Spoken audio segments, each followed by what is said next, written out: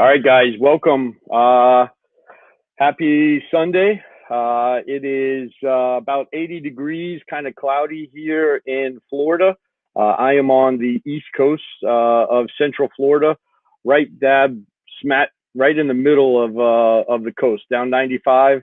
If you know where Kennedy Space Center is, or the Cocoa Beach is a very popular kind of destination here. That is right here within half hour, 45 minutes. Rocket launches and space shuttle launches from where I'm sitting in this location. So hope everybody's doing well. I know that this time with everybody kind of staying home and having to kind of do some social distancing, that everybody's routines are a little bit different. And I really have to hand it to Jason and Zach and their team for putting this event on. I have seen nothing but amazing compliments and things like that for this event. And I hope that there's more of these coming up in the future. So to get started, my name is Mike. I am one of the owners of Movable Roots. We are what we have kind of dubbed ourselves a complete custom tiny home builder. And what we have kind of found in our time in this space is that every one of our customers has needed something different in their space. You know, when you really start to look at taking your life and bringing it and condensing it down to under 400 square feet, everyone that's on this stream and everybody else that's kind of come to us as customers has needed the space to work for them. And that's why on our website, we have what we call our flagship models. Those models are ones that we designed ourselves, that we sat down with pen and paper and said, you know, this flow of space will really work well in a 24-foot unit, in a 32-foot unit, all the way up to gooseneck units and a 40-foot conventional tow, which is a not so tiny house, right? So they're there really for our customers and potential customers and tiny home lovers to really just get an idea of what the space looks like, how we were able to condense storage to have a main floor master bedroom, how we worked stairs into a loft kind of space. But again, kind of going back to my initial comment, we haven't built the same house twice yet. Everything has been completely tweaked for each individual's needs. If you are looking to purchase a tiny home as a potential vacation home or an Airbnb where somebody's going to come and stay in it for a weekend, maybe a week, there really doesn't have to be as much thought put into that space as there does when you really start to break your life down into 365 days a year. And that's what I really, when I get in front of customers and we do our consultations and you know, the idea of downsizing and the tiny home space, you know, a lot of people really dream about doing this for a long period of time, but they don't put a whole lot of thought into how they're going to make the space work for them. And that's where everything for us starts in the design process, right? So we don't do anything as far as a build or really past giving prices on anything without going through the design process. So our background in the construction world started many years ago. Our dad was a general contractor. We grew up, I say, with hammers in our hands. So we were experienced, got experience in remodeling, in new construction. Right out of high school and in high school, I was doing a lot of drafting, thought that maybe drafting was where I wanted to go, maybe architectural side of things. I quickly learned that the office wasn't really my kind of place. I wanted to be a little bit more out in the office. I couldn't stand kind of being in an office. So let's see here. Can't see live chat on my phone. Looks different from computer. Okay, so I'm assuming everybody can see me, and I'm assuming everybody can hear me. But where I was going with that is we kind of sharpened our teeth and learned our hone and skills in standard to homes all the way up to, multi-million-dollar homes. And none of those homes were started without a set of plans. So if you take anything from this talk, I really want you to take away that you shouldn't start your tiny house build without a detailed set of plans of how the space is going to work for you, and understanding how that space is going to work. So again, some things that we've learned in that process of changing from building standard construction houses, 2,000 square foot houses, to now building custom tiny homes. One of the biggest takeaways that I have found is the need for precision. And by that, I mean, in regular building world, we would have, there's rough-in, there's plumbing rough-in. Drain lines, water lines are put into the slab before concrete, they're put into the ground, then they pour concrete. There's multiple times where we have had issues with plumbing stacks, water lines, not being placed properly in the correct wall, or they were pushed when the concrete was poured and it's not where it needs to be per the plan, right? It can be very costly to chip up concrete to get it to where it needs to be. If it's not an engineered bearing kind of wall, we just shift the wall over to hide the mistake. We've shifted walls over inches to feet in some cases, and you would never know that was done. In a tiny house, if we shift something over as much as an inch, it now means, unfortunately, that the customer's couch that they picked out isn't going to fit. So the need for precision in tiny home design is one of the most high priorities that I would like to kind of put out there as far as the design process. So how the design process works for us is we basically send our customers a design questionnaire.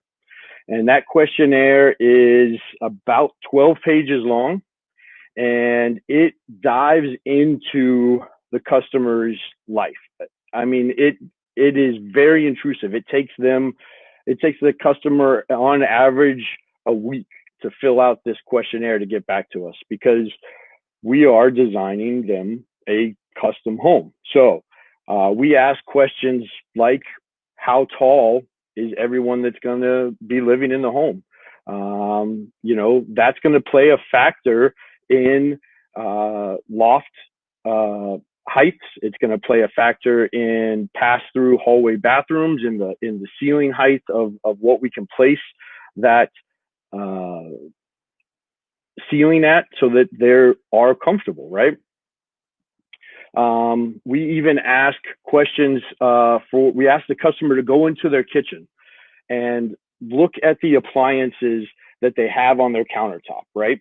Do they have a blender? Do they have a coffee maker? Do they have a Berkey water filter, right? We've had multiple Berkey water filters that we've put into tiny homes. But it has to be planned for in the countertop space. If it's not planned for in the countertop space, you're going to kind of come into this space and you're going to realize that, your daily life and the needs that you have are going to have to change dramatically.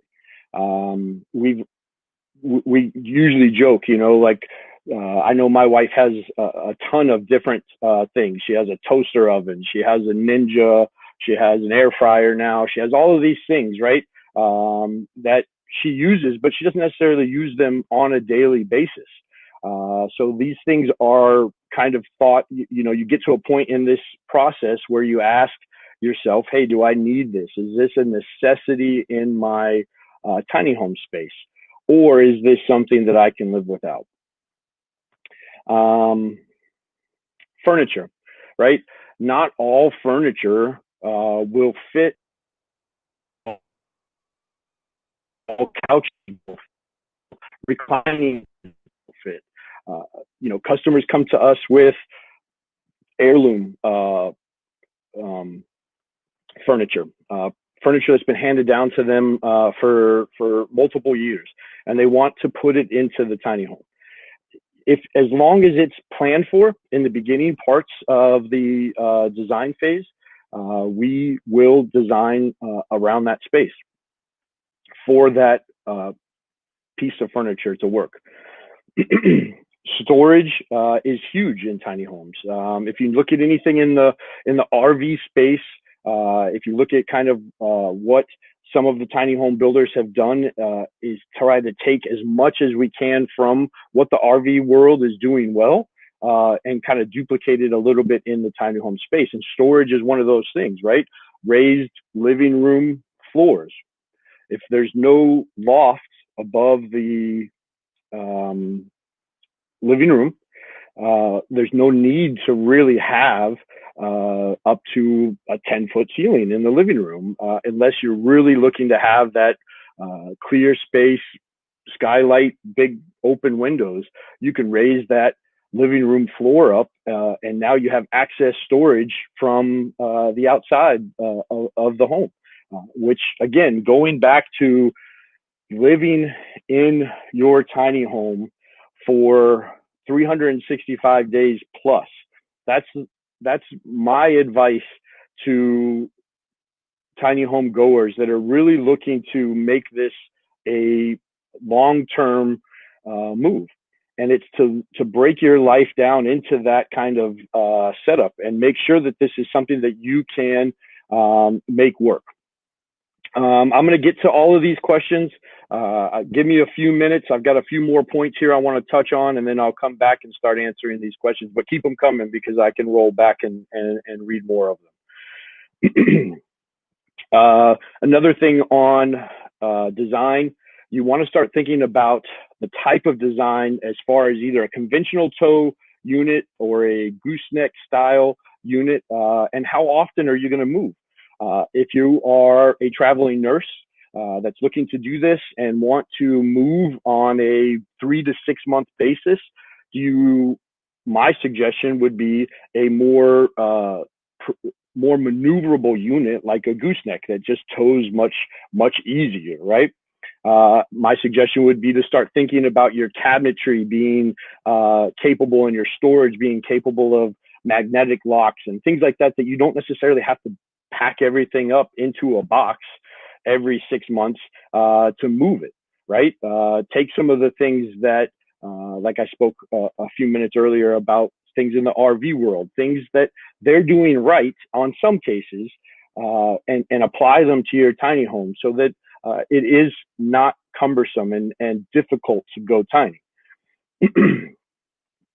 We custom make everything practically. We have found and we've attempted to use RTA cabinets, the ready to assemble cabinets that you can use in your standard homes, typically with no problem. You can maximize your kitchen space in your regular 3-2 home with those RTA cabinets. But in a tiny home, there's multiple times when it just doesn't work. I either need to make the cabinets more narrow for the space. I need to cut out for a wheel well because obviously there's wheel wells on trailers. I need to have a cabinet smaller than 12 inches, right? Most RTA cabinets, the smallest cabinet they have is 12 inches.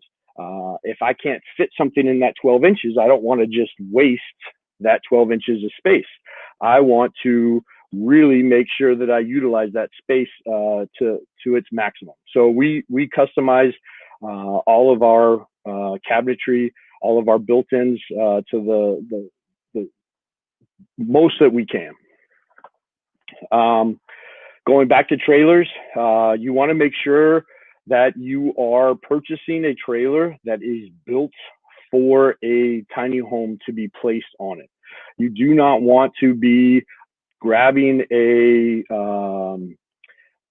utility trailer or even an RV trailer that's maybe been like an old FEMA trailer that you bought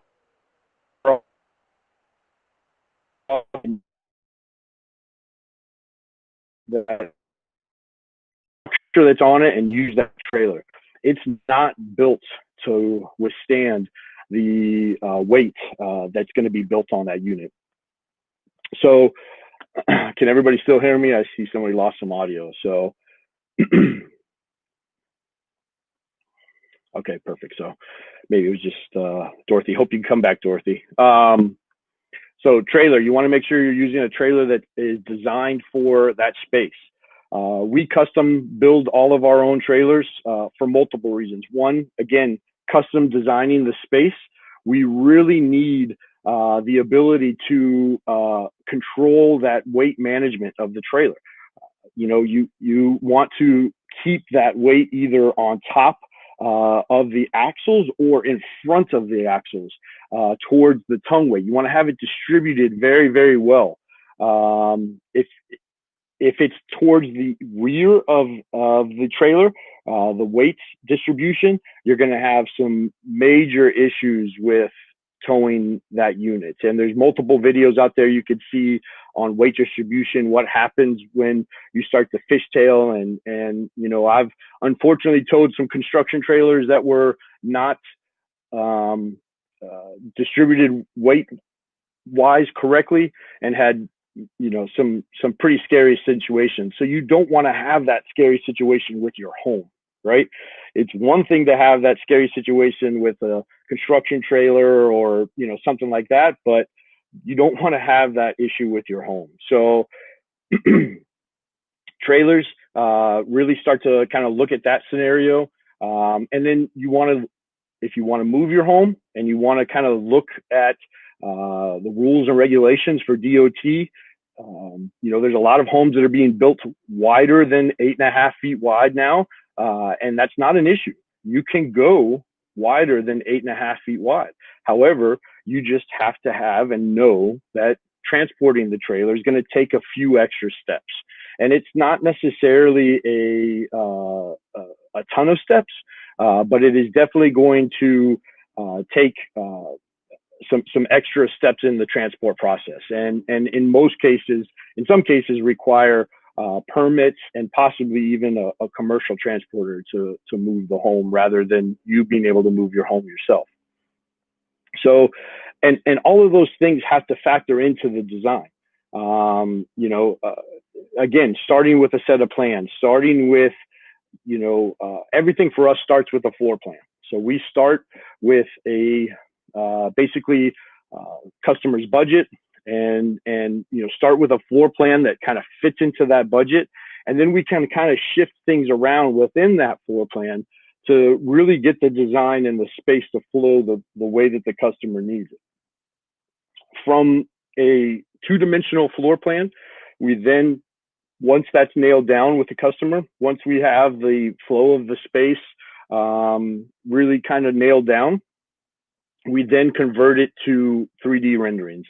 And we have some sample designs on our website of some that we've designed on our Instagram and our Facebook as well. But really, the 3D does a couple of different things for us. And we offer it on our shell builds as well for our DIYs. But what the 3D does is it really converts that two-dimensional space into that three-dimensional space that allows us to foresee some potential issues. For example,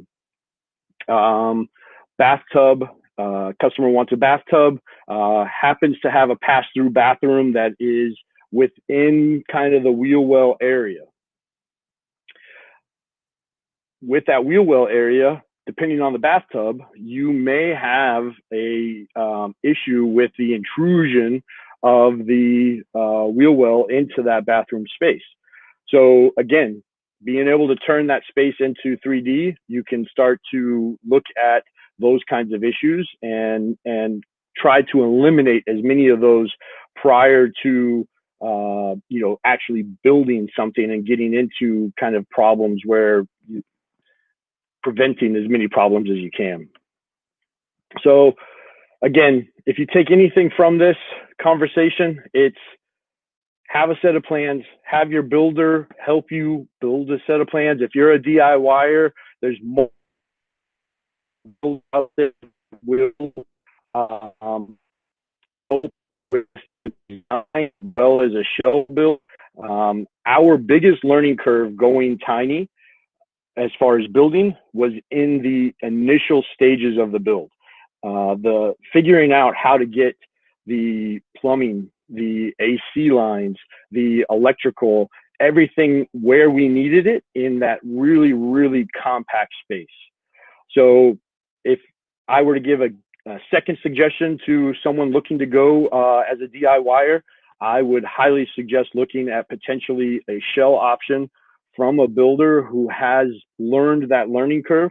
There's many trades out there that really won't take the time to attempt to figure it out. They're so busy. If you live in an area like I live in Central Florida right now, construction is booming. And so to find a electrician or to find a plumber to come out and give your tiny home build the time it needs to do things correctly, it can be very difficult and costly. We have, in many ways, we feel like we've kind of mastered that side of that learning curve, and we've spent so many man hours in setting that up. We've got some suggestions on our YouTube channel with plumbing and how we do it. We do everything we can in the belly pan of the trailer. We really try to utilize that space, that gap in the trailer as a void that can be used just like a residential home, right? So in a residential home, the slab of your home is used for utilities, plumbing, things like that to get from one side to the other. So we utilize that belly pan of that trailer. Since we build our trailers in-house, we're able to kind of plug and play stuff into that build at that time. So I've got about what looks like about 8 minutes left here. I'm going to start getting to some of these questions. So if you want to start getting some of these questions out, we will start answering them. So got a lot of questions about the questionnaire. Unfortunately, it's not something that we share. The questionnaire is something that we have put a lot of time and man hours into really nailing down for our services and how our system works. If we do make it downloadable, we will definitely add it to our site so that others can take advantage of it. But currently it is not available unless you get into our design phase for us to build a home for you. The hat says Movable Roots. I think somebody already answered that one. So what to focus on first, Josie? 100% design. And when I say design, a lot of customers come to me with sketches on napkins, right? And that will work in some cases, but be as precise as you can be. When we sketch things out, you have to remember interior walls, right? The thickness of an interior wall. That's going to affect if you want to make a space work. You have 28 feet of trailer, and then you want an 8-foot couch and an 8-foot space for your bedroom, and now you still have space that you need to have for your kitchen and bathroom and other things like that too. So knowing that thickness of the wall, typically interior wall thickness is about 3 to 3.5 inches, depending on where it's needed, and that's so that trades and things like that can be chased inside it. Plus the finishing, right? So if you're going to use 3/4 shiplap or something on your walls, now you have to multiply that by 2 because it's on both sides. So again, taking that into consideration for your layout, and I say this to a lot of people. The tiny home space is great because you can really take on a project by yourself. But my typical question to a DIYer is, in your current home, would you take down an interior wall and rewire the things that you would in your home? Probably things that you might not or shouldn't have in a DIY building that's going to be your home. A lot of people will come to us and they have family members that are in the trades. That's great. That's perfect. Those people, you can rely on those people to help. But that question, if you wouldn't open up your, wouldn't completely rebuild your master bedroom or put an addition onto your house, I'm not 100% sure that tackling a DIY build is a great suggestion either. And again, something to go with that key point is you can't do those things on your regular home without pulling a permit, without having plans and designs, right? So again, focus on that design.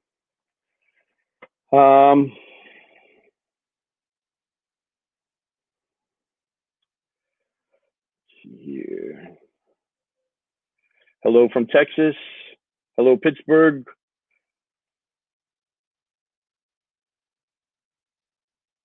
Great, Todd. Great comment, right? What kind of things do they not want? What kind of things do you have in your space right now that you don't need? Start getting rid of those, but also keep the things that you need and start thinking about whether or not they'll fit.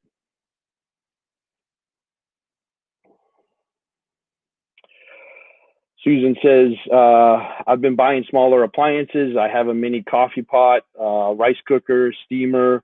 One oddity is a turkey ball maker that has dessert balls. Okay, interesting. Very good. One thing you're going to notice in your kind of tiny home travels and looking at things is, unfortunately, when it comes to appliances, smaller does not mean cheaper. A standard dishwasher for a regular 3.2 home is 24 inches. You can go to Best Buy right now and buy a 24-inch dishwasher for about $300, a quality dishwasher. An 18-inch dishwasher, which is 6 inches smaller, that is a lot of the times used in the tiny home or the drawer style dishwasher, is sometimes 2 to 3 times that expensive. Same thing with refrigerators. The smaller quality refrigerators are much more expensive than the standard home appliances, which then you have to kind of ask, well, am I willing to give up space to not have to spend that extra money, right? So again, lots of questions to ask yourself.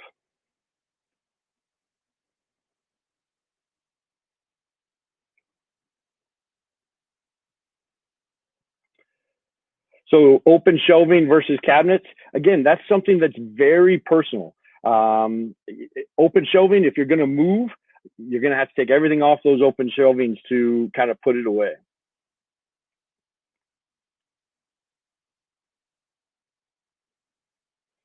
Thank you. 5 o'clock somewhere. I'm going to stick around here for the happy hour with Jason and Zach. I apologize if some of you lost signal. Looks like I got about 20 seconds left.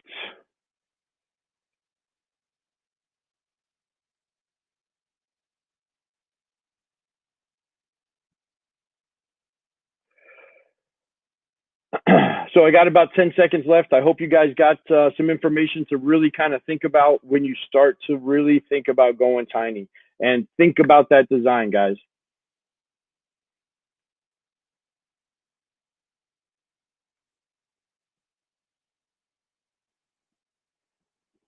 So I think I'm still live. I've got some questions here if I still have some people with me.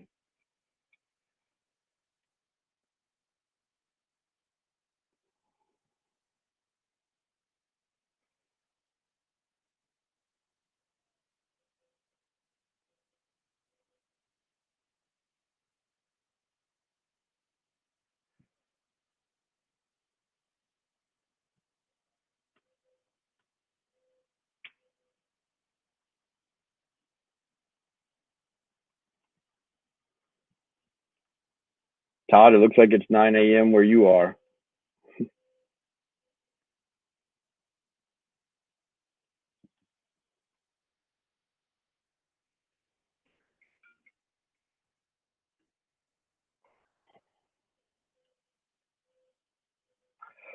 So I've got some other questions here. Under counter Summit refrigerators.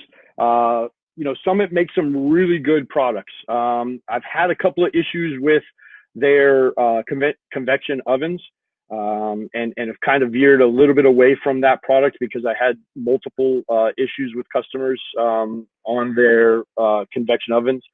I have actually moved to Furrion, which is a very high-end RV approved appliance, and zero issues, very easy to install.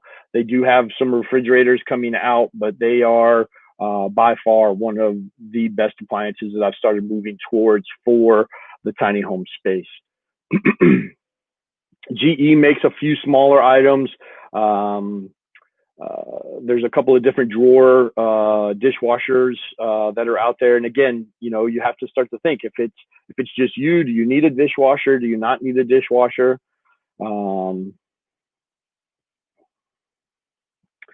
So Sarah says, shouldn't the first thing be finding a space to park? So if you're still with us, Sarah, 100%, you need to have a plan for where you're going to live. And my suggestion of having a design is, once you've figured that out, once you have figured out this is 100% the direction that I'm going to go, start with a design. Make sure that it's built correctly for your everyday needs.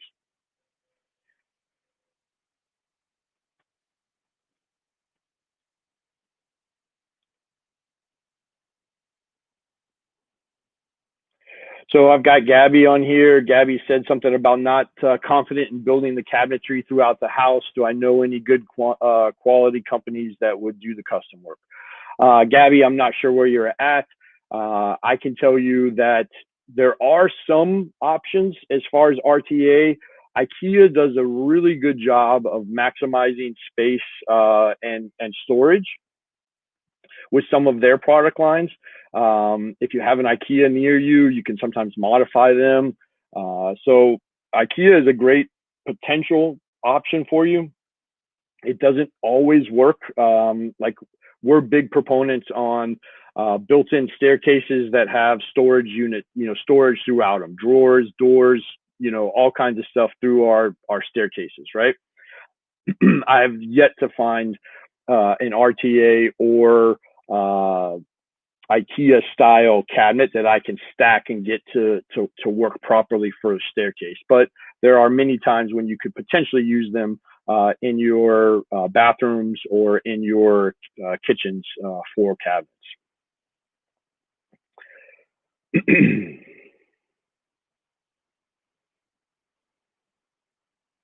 So Julie asked if there are any tiny home communities by the beach in Florida.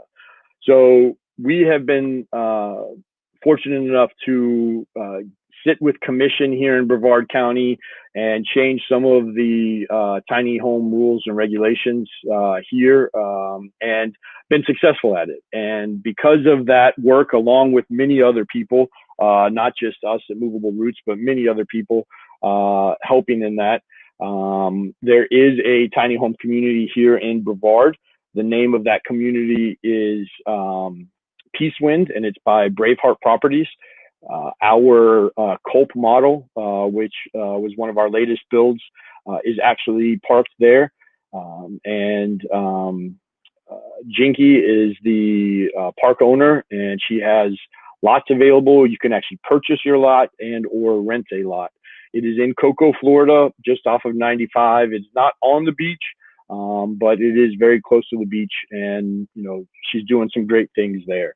As far as other locations, there's multiple RV parks up and down Florida that do allow tiny homes if an RV park is something that you would consider.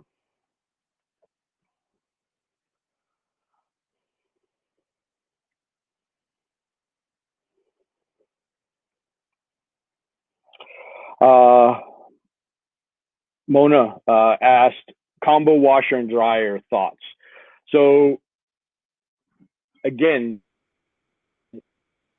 every person needs to take the time to think about how they do laundry. And if you use a combo unit, it's going to affect how you do laundry. In a normal side-by-side unit that most people have in their house right now, you could take a load out of the washer, you can put it into the dryer, and you can start another load, right? So time is something that you have to think about. A unvented combo unit can take in upwards of 3+ hours to do a complete load. If it's overloaded, it's going to take longer than that. You have to kind of figure out the precision of working with an unvented all-in-one.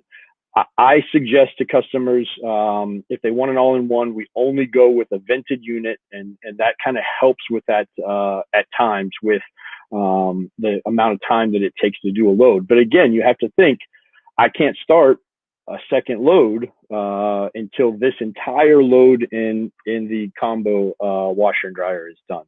So if you're a young family, couple of kids, you've got more laundry than a single person living in a tiny home, then you're probably going to want to go with separate units to ensure that you have the ability to do the laundry that you need. Todd asked, it sounds like you build your own cabinets. What depth do you typically use for the bases? Have your clients not been happy with shallower counters? It depends on the space. We do 95% of our cabinets are custom built. There are times when we, depending on customer's budget, we will design around an RTA style cabinet. And those cabinets are, standard 24.5-inch depths. If it's an appliance wall, we typically do have to stay with that 24.5-inch depth because appliances have to fit into that. Even smaller appliances need that typical depth. Like Furrion, they have in their convection oven, they have space that's required around their oven that's going to require that cabinetry to not be smaller than 24.5 inches. So if it's in a bathroom, we will narrow it up as much as we can, depending on what the customer wants. Again, that's part of that questionnaire. We put it out there. What are you comfortable with as far as countertop space? Siesta Key is beautiful. Someone mentioned Siesta Key. Siesta Key is a beautiful RV park, or I'm sorry, forgive me for saying that. It is a tiny home community, but it is only rentals. They are only Airbnbs. That you cannot bring your tiny home into their space and stay on their property. But if you're looking to go stay in a tiny home, Siesta Key is unbelievable. And I believe if you haven't already booked a place for the weekend in the upcoming summer, you'll be hard pressed to be able to get in there over the summer. He's got a good thing going there.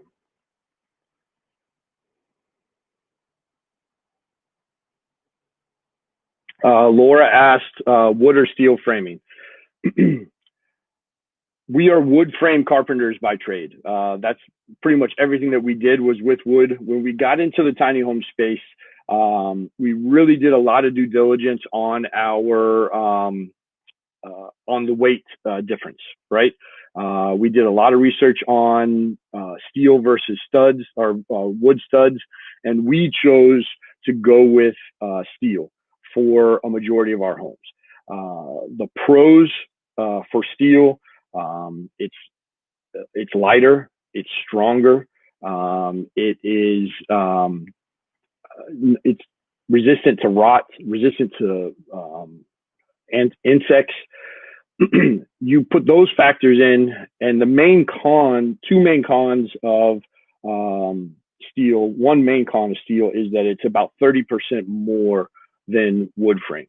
So you have to kind of take that into consideration into your budget. So if it were my suggestion, I would look at potentially trying to use steel as your main structure capabilities, because it then allows you to work with some other custom items, right? So because we use steel, we're able to go with a heavier built custom cabinetry. We're able to put quartz countertops in. We're able to use tile and ways to allow us to use some higher quality kind of products. Best downsizing tip, somebody else just posted it. The 30-day challenge is a great one to look into. Again, we've had multiple customers tape their house, tape rooms. In the design process, we provide a floor plan, and it's got details on sizes of space and things like that you can actually kind of get out there and start taping out what the space is actually going to feel like. And in some cases, you're really not going to know that until you walk into the space and actually kind of feel it in person. But get rid of things that you don't need, because if it's not something that you use on a regular basis in your 3-2 home that you live in now, it's most likely not. It's going to be something that you can sacrifice when you look to go tiny.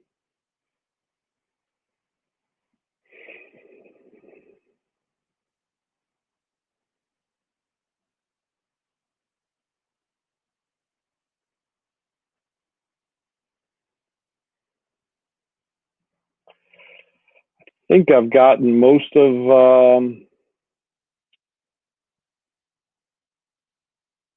the questions answered. If you've got any more, feel free. Our address is Movable, so MOVABLE roots.com. For some reason, the English language allows it to be spelled MOVEABLE also, but Siri told us this was the correct spelling, so that's what we use.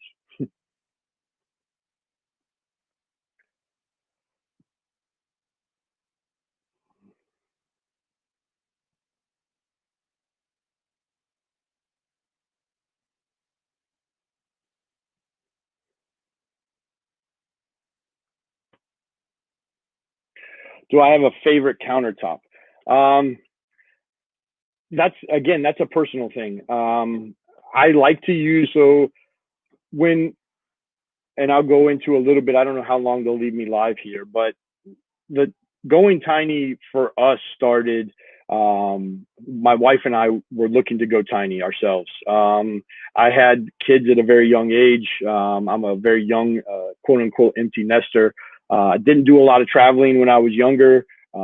Worked because I had young kids and needed to provide. And so not a whole lot of traveling done when I was younger. So our whole idea, as I'm older now, was to, start to downsize our life, start to downsize our debt, start to, kind of relook at, how, we're living personally.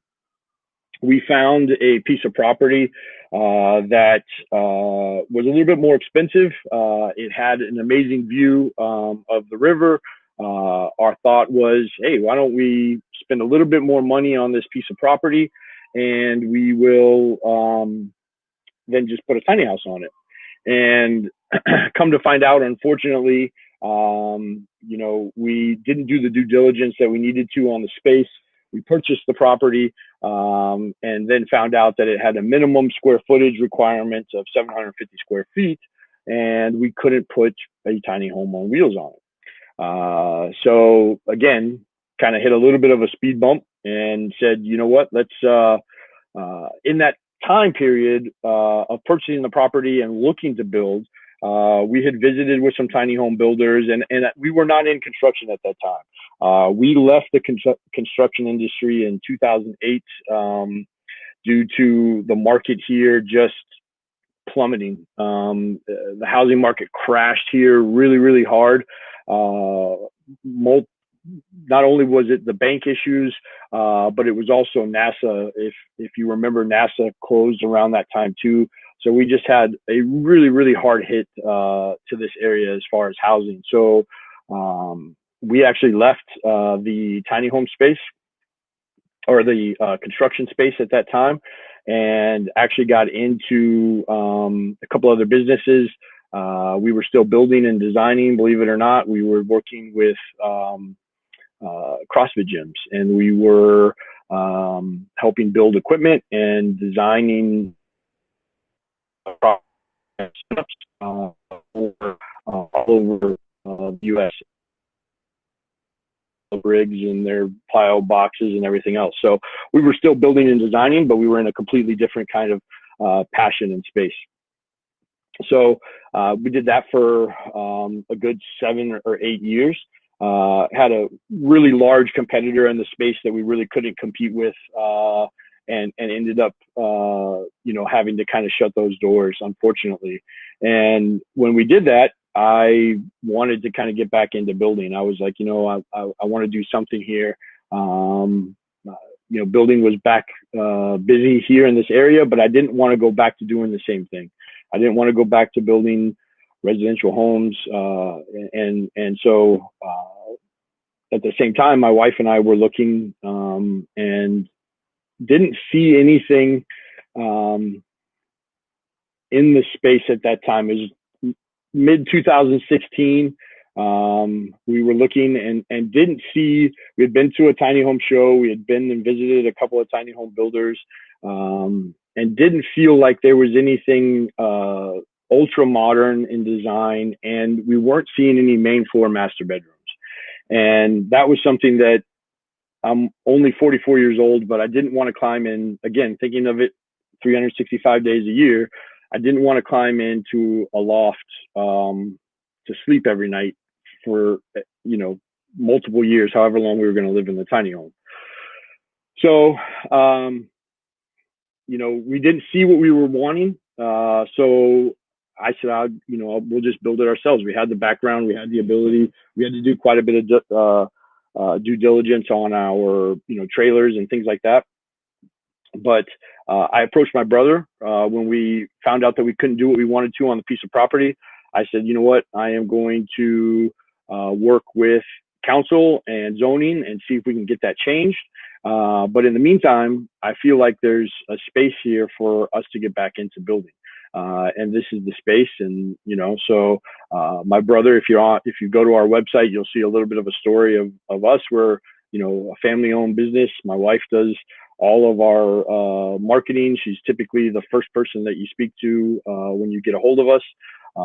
My brother's our finance, he's our numbers guy, and I'm the builder. So,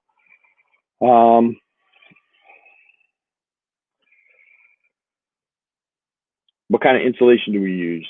We use spray foam closed cell insulation for multiple reasons. We like the rigidity that it adds to the build, and it gives us an amazing R factor. So,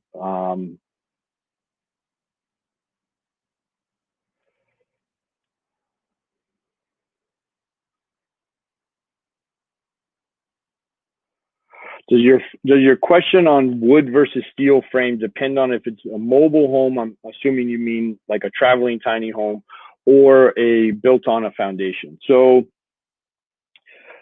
in Florida, I would avoid a foundation home that's built out of wood for multiple reasons.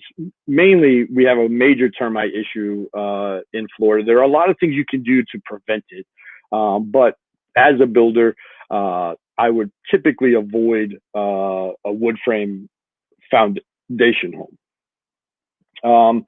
If you're building a tiny home on wheels, most likely your plan is to move the home and to maybe go from point A to point B, maybe 2 years one place, maybe 3 years, maybe 2 months. So I don't know if it's necessarily as big of a factor, but it is definitely a weight factor for tiny homes that we take into consideration. So Julie says her builder is recommending steel as well. So Florida, I've got Chris here, and he says Florida hurricane proof and humidity factors with your builds. There is not a builder who is building a hurricane proof tiny home. If they tell you their home is hurricane rated, run. I'm sorry, it's a false claim. Okay, you have something that's on wheels that is not designed to take a hurricane. Hurricanes destroy foundation homes. They will do whatever they want with a tiny home.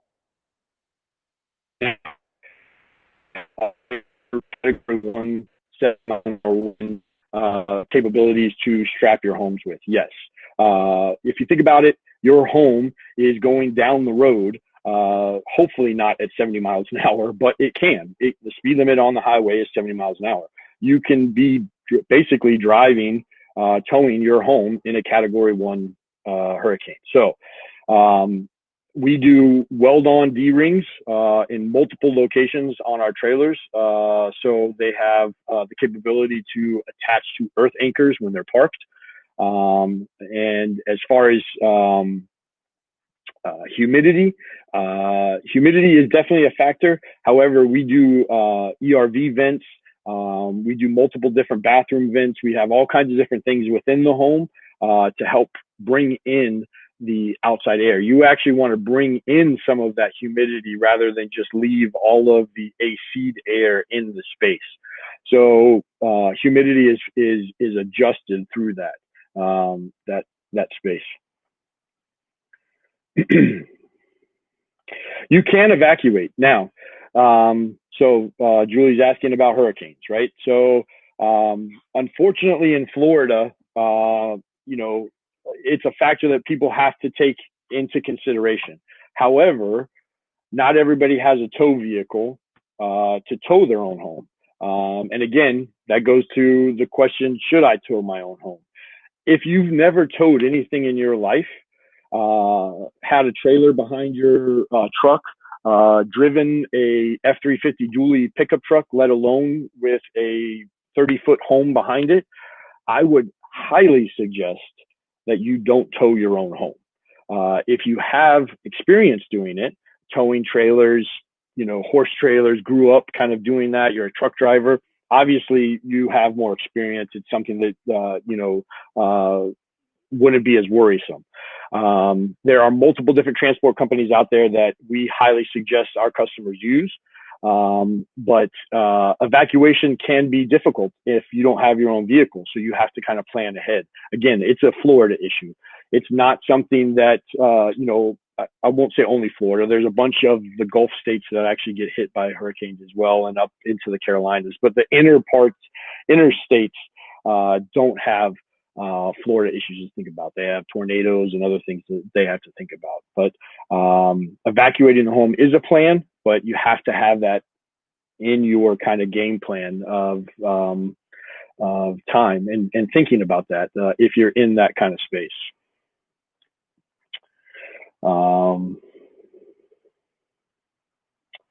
Anybody got any other questions?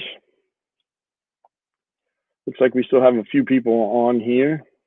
I appreciate you guys sticking around and enjoying the talk. I hope I answered some of your kind of questions on tiny home design and things that we factor in to our builds.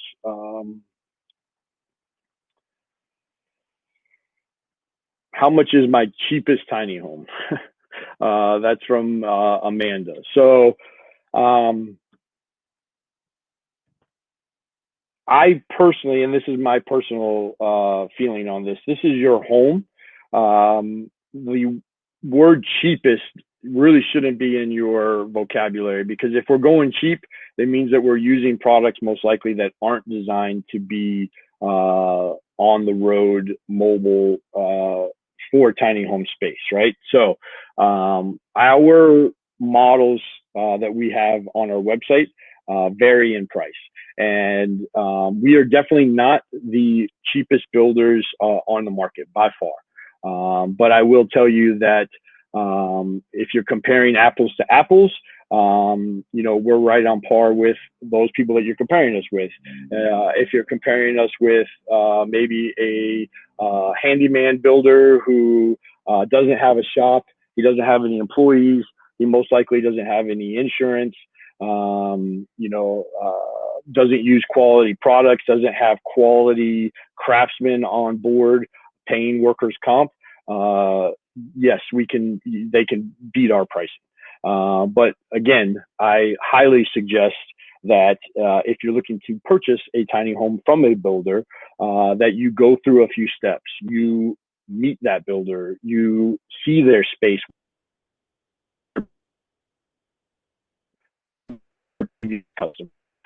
There are builders out there that don't allow reviews. They turn them off, so they don't have any negative reviews, but they don't have any reviews at all. So, speak to their previous customers, speak to how they handled warranty work. There's not a builder out there that's perfect. It's going to happen. You're going to have something go wrong. We're putting appliances into units and appliances have problems. We have fortunately not had any structural issues at all on any of our builds. However, we have had some warranty issues. We've had mini split issues. We've had, I think I brought it up earlier. We had some issues with a convection oven. So you want to talk to customers and find out how their builder handled those warranty issues. There's a lot of builders that have closed their doors over the last, few years. So, just make sure that your builder is financially secure and isn't going to kind of take your money and not deliver what they say they're going to deliver. So.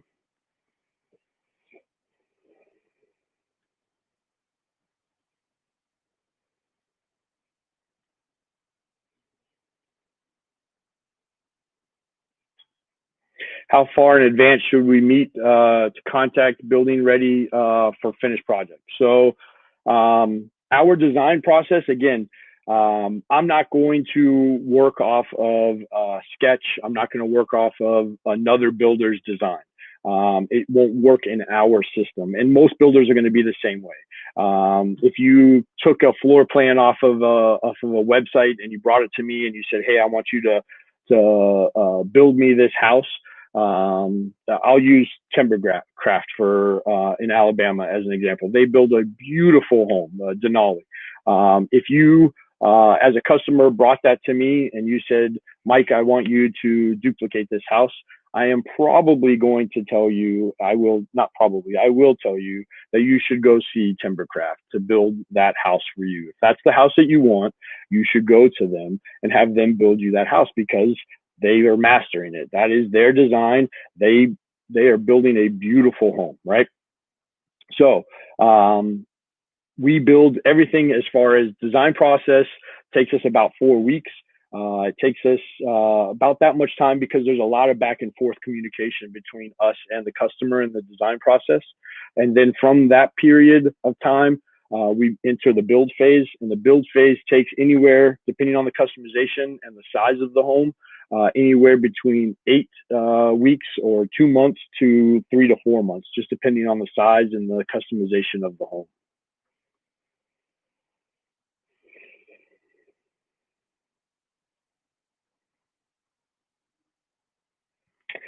Somebody put, if a builder wants a non-disclosure agreement, do not use them.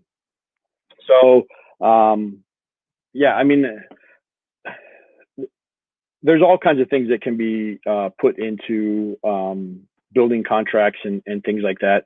I know we personally say in our builds with our customers paying for the design process, that them and us own the design. So we're not going to send that design out to another customer. If a customer called me today and said, hey, can you send me the design of the cope?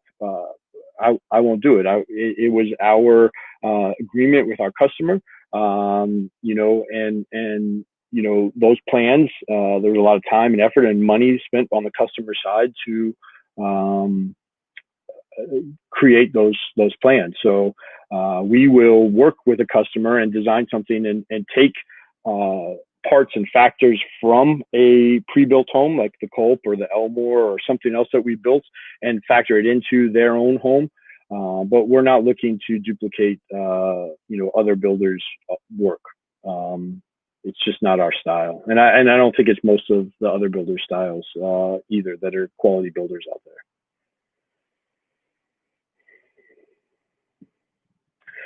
Will you guys be at the Tiny House Festival in Orlando in November? So we've actually been to John and Finn's festival in Florida the last 2 years. Actually, I'm sorry, 3 years. Best in show and best builder almost every one of those years. It just depends. We're not really building models right now, and the main reason for that, it goes back to the design process. If I build a model, I'm going to have to find that exact client that space 100% for. And so, you know, if we have a build that a customer will allow us to bring, we will go to John and Finn's events for sure. We were fortunate enough that our last build, the Culp, customers were huge proponents and actually begged us to take the show. They wanted to show their home off. So, you know, we were very fortunate this year to have that. So depending on a home in the shop and its stage, we may be at that show.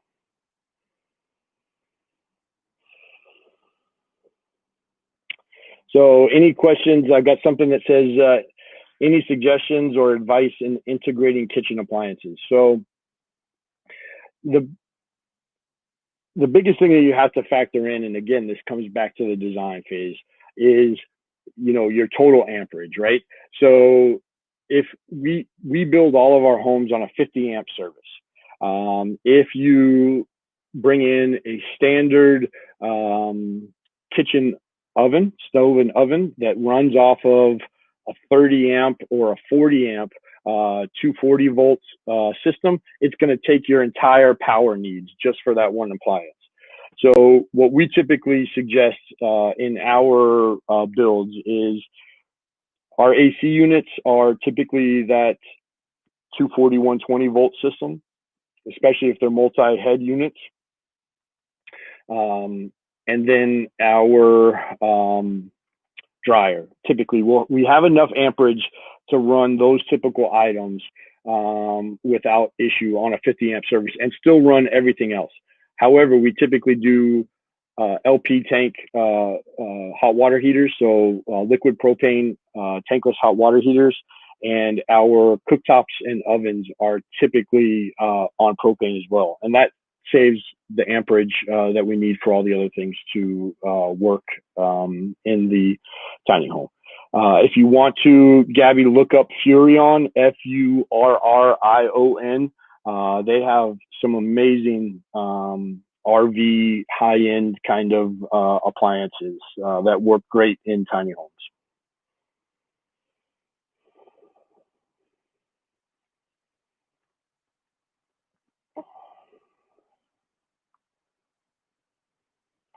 Synergy is so important when designing with a builder. Julie, you're 100% correct. You are. It's a relationship. You are now. You have a relationship with your builder, and if it's not there, if you don't get the right vibes in the beginning, working with your builder, they're probably not going to be there when you are in the build phase or finishing up. So, you know, make sure that you are working with somebody that you know gels with your style and who you are as a person too.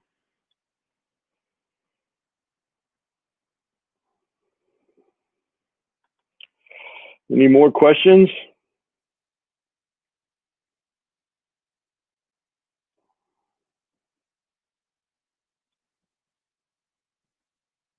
I think I've answered everybody so far.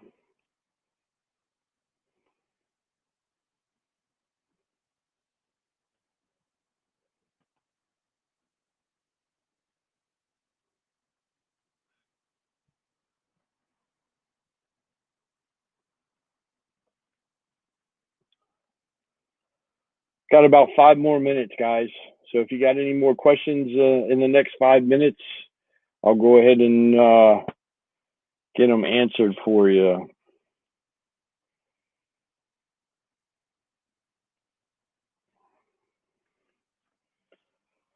I'm going to go pour myself a mule here in a minute.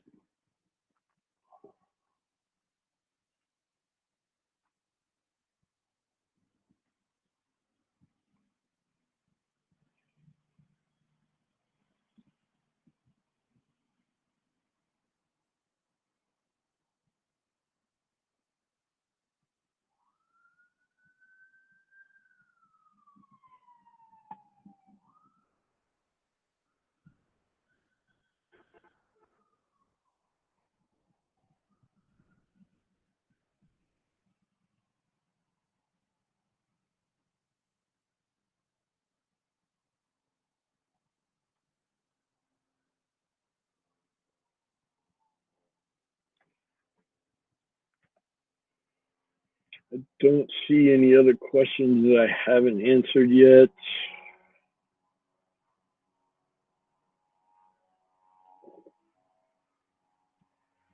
Lots of people from all over the place. That's awesome. We had St. Cloud. That's right around the corner.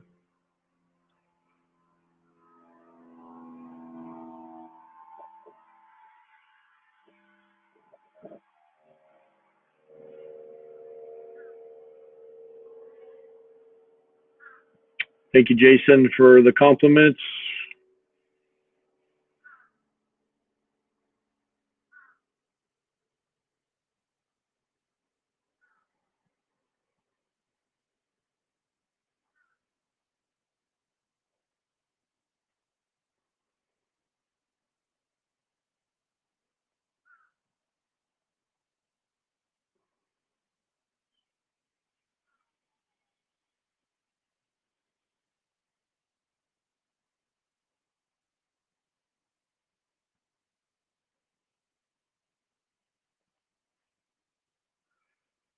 So we've got Karen here said, I hear you about the ethics on plans, but is there an ethical way for asking for plans? So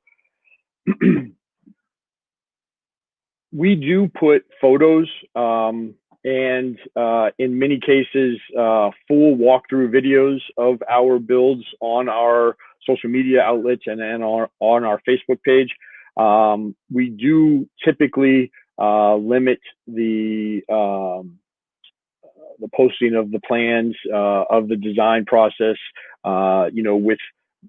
with dimensions and things like that. And that's mainly just to protect the amount of work that we and our customers have put into this process, right? So it's not meant to hoard anything. We put a lot of things out there that if you can think about the space as far as, you want to look and see how big the bedroom is. Well, if you see, and we answer things like, that's a queen size bed. Well, a queen size bed is 60 inches wide, right? So if you see a couple of nightstands next to it, you can start to kind of really dial in the space, on your own, or your designer. If you're working with a designer, you can send them specific things, and most of the time, your designers are going to be able to figure out exactly what the space is laid out like. Let's be honest.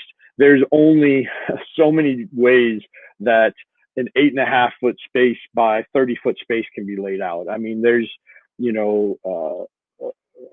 only so many ways that can happen. So, it's not anything that we have that's proprietary. It's just more of a, we've put a lot of time and effort into it, and our customers have paid for that process. And so, we respect that in all ways. So, is it important to have the land first before you invest in the tiny home? I don't know if it's necessarily important to have the land, but it's definitely important to have that plan in place. So we actually will not start a build for a customer unless they have that kind of in mind, right? Like, so they either have to have land that they own, that they can 100% do it, or a place where they're going to park it. Like the last thing that we want is to have a turnkey finished build for a customer that's sitting in our warehouse that they can't live in because they didn't plan ahead and figure out where they wanted to park it, or have all of those things in place. So again, definitely those kinds of items should be at the top of your list, 100%.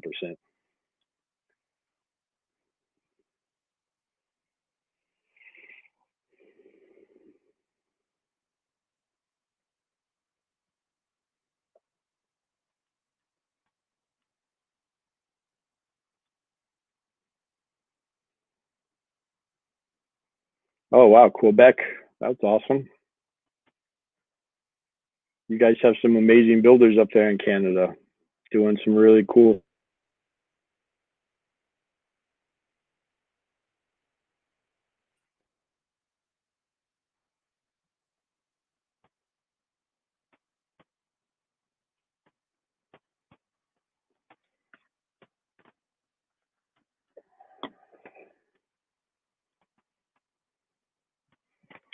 Any other questions? I'm going to give you about 2 more minutes. I'll go to about 4:15, and then I'm probably get a 4:15 Florida time. I've really enjoyed this. I can talk about tinies and design and stuff like that till I'm blue in the face. I really do enjoy doing this, and it's been super enjoyable kind of being in this space, getting to know more and more people. It's 100% a relationship business. You get to know your customers very well. I mean, just sending the customers that design questionnaire is getting to know them in their daily life. And like I said, it can be kind of intrusive, but we want to make sure that we're providing you a home that's going to work for you. We don't want you to be in there for 3 or 4 weeks and completely regret the decision that you made. So, that's not good for us as a business, and it's not good for our customers who just spent, possibly their life savings on a tiny home. So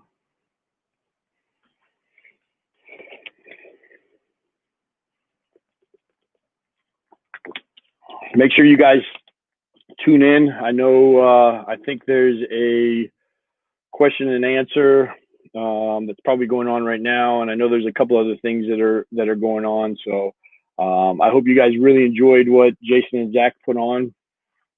I think it's amazing what they've done, and I see this changing. How we communicate with people moving forward. The whole Zoom and run the world and all of this kind of stuff that's happened during this COVID situation has really changed how people communicate. And I actually think it's not necessarily a bad thing. So we hope things get back to normal here soon, and we're able to do tours and everything else that people want to come and meet in person and talk. And we hope to do that here very soon. But technology is an amazing thing. So.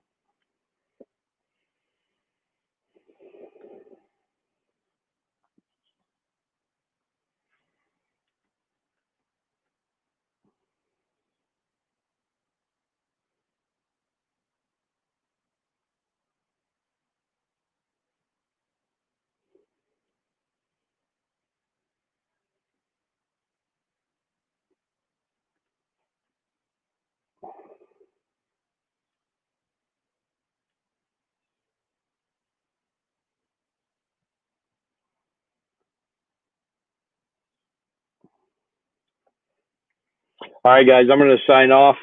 I appreciate you guys staying on as long as you did and chatting about tiny homes with me. If you guys have any questions after this or want to reach out or check our workout, you can check out movableroots.com. MOVABLEROOTS.com is our website. Movable_roots is our Instagram, and at Movable Roots is our Facebook page. You can check us out on YouTube. We do have a few videos on there as well. I'm not crazy tech savvy, but I can build a tiny house. So we don't have a whole lot of videos up there just yet, mainly because I don't really like talking on a camera. I feel like I'm super awkward. So, but hope everybody has a great rest of their Sunday, and be safe out there. And we hope to talk soon. Thank you.